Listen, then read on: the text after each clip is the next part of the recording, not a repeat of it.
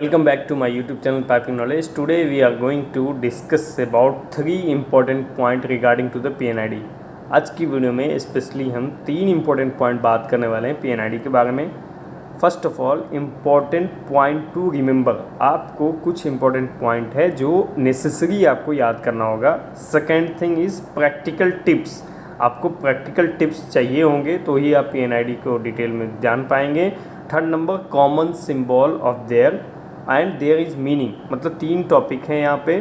Important point to be remember, practical tips आप कैसे लेंगे, third one is common symbol and their meaning. इस common symbol की meeting क्या है.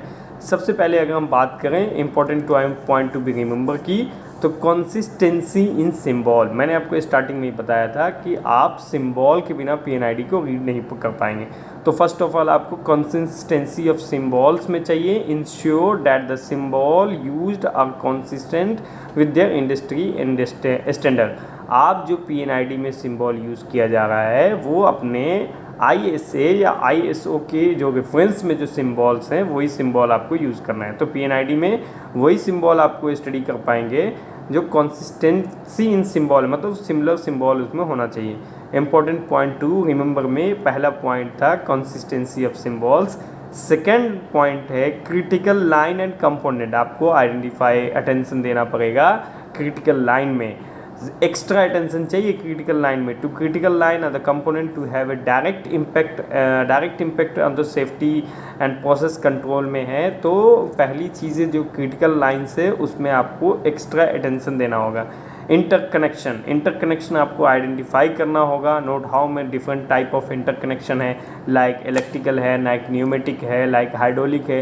ये चीज़ें जो है वो इंटरकनेक्टेड होती है एक दूसरे से. सपोज़ कीजिए इलेक्ट्रिकल न्यूमेटिक से कनेक्टेड है, न्यूमेटिक हाइड्रोलिक से, इस टाइप से इंटरकनेक्टेड विद द प्रोसेस. ये प्रोसेस से जो है वो इंटरकनेक्टेड रहता है. तो ये आपको आइडेंटिफाई करना होगा कि इंटरकनेक्शन कहाँ कहाँ है. पहला safety and compiles. Safety and compiles में लुक द सेफ्टी सिंबल्स उसमें दिए रहेंगे. इनडायरेक्ट द रिलीफ वॉल के सिंबल हो गए. सेफ्टी शट ऑफ, मतलब वो कहने का मतलब वो कुछ इक्विपमेंट से वो ऑटोमेटिक शट ऑफ हो जाएगा सेफ्टी से रिलेटेड अगर कुछ भी वायलेशन होगा तो. And there other safety mechanism, बहुत सारे सेफ्टी मैकेनिज्म उसमें रहते हैं. तो ये आपको आइडेंटिफाई करना होगा और इसके बारे में आपको स्टडी करना होगा. रिवीजन एंड अपडेट सबसे इंपॉर्टेंट चीज़ है. अगर आप PNID पे काम कर रहे हैं वो PNID आपका लेटेस्ट रिवीजन है या नहीं है, ये आपको आइडेंटिफाई करेंगे तो ही आप PNID वो आपकी वैलिड होगी. अगर आप हो सकता है ओल्ड रिवीजन पे आप काम कर रहे हो, PNID का नेक्स्ट रिवीजन आ गया, सपोज़ आपके पहले आपको 0 है, ये 1 आ गया या 2 आ गया, तो वो 0 वाला वैलिड नहीं है. आप उसमें जो वर्क कर रहे हैं तो आपसे कुछ अपडेट आया, इसकी वजह से उसमें रिवीजन चेंज हुआ.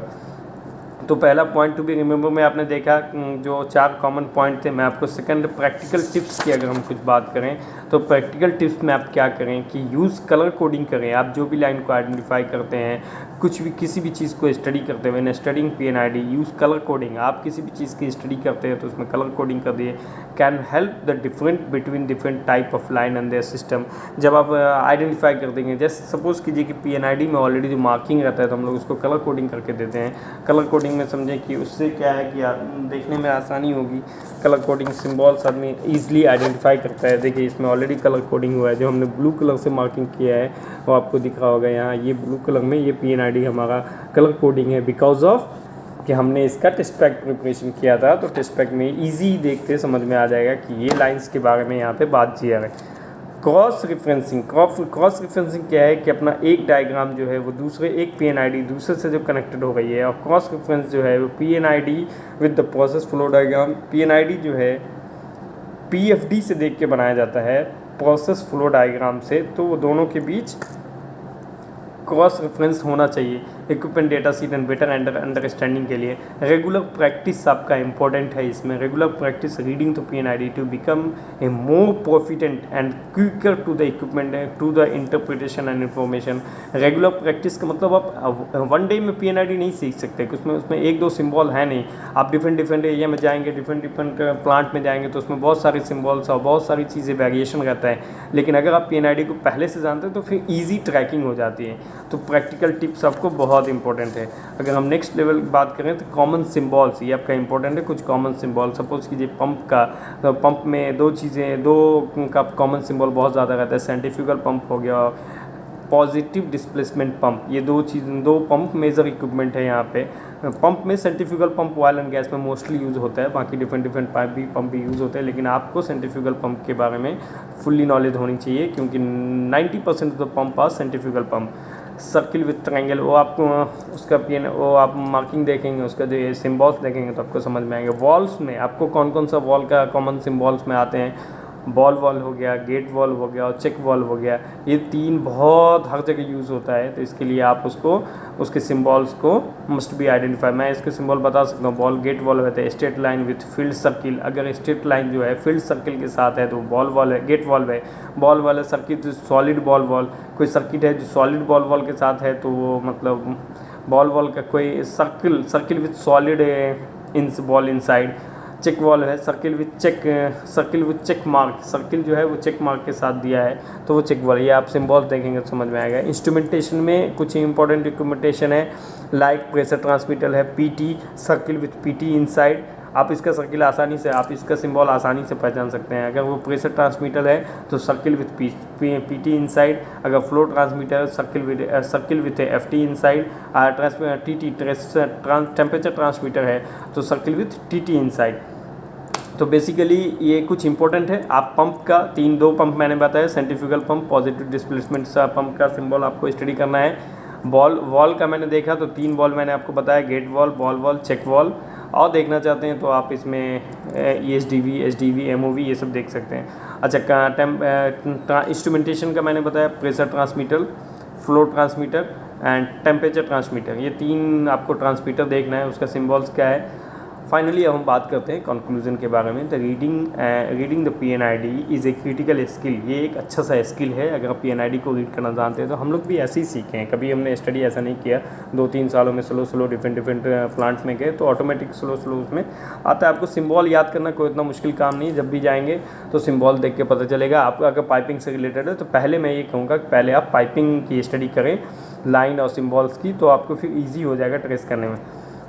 Reading is the PNID as a critical skill in the process industry. हमारे इंडस्ट्री में PNID को रीड करना एक क्रिटिकल स्किल है जो आपको आनी ही चाहिए, आप अगर इंजीनियर होते हैं। By understanding the symbol, line, animation, one can gain insight into A design, operation and safety process of the plant. अगर आप PNID समझते हैं, PNID के बारे में, स्किल्स के बारे में नॉलेज है आपको, तो समझिए कि आप प्रोसेस के बारे में समझ रहे हैं, उसका ऑपरेशंस क्या है, उसका सेफ्टी प्रिकॉशन क्या है। Regular practice is the reference to industry standard. Regular practice से ही आप PNID सीख सकते हैं।